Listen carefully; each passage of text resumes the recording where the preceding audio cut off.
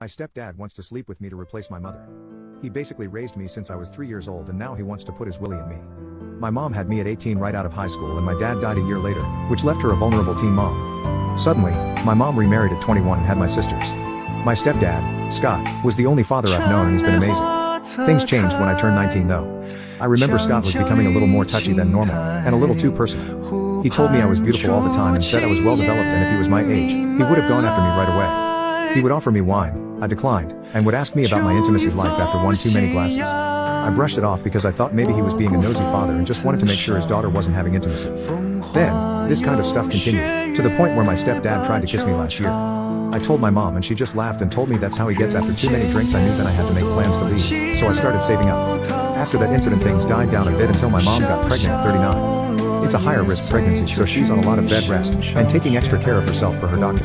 A couple weeks ago, my mom and Scott sat me down and told me her doctor said she should avoid intimacy during her pregnancy due to various health reasons I won't get into. They asked me if I could have intimacy with Scott just until she was able to have intimacy again. Of course, I said no. I was livid, I was crying. She told me she'd be okay with it, and she'd be in the room as well. I told her that was even worse. Like, what are they thinking? I have enough money now for an apartment. I got approved. I'm signing my lease next week. My parents are ignoring me and the whole house is full of tension. My younger sisters don't understand what's going on and my mom told me not to say anything. But my sisters are smart, they know something is really up, and won't stop asking me about it, especially the oldest. She came to me crying today and told me I better tell her what's going on right now. I didn't say anything. How do I get away from these Alabama folks? I stepped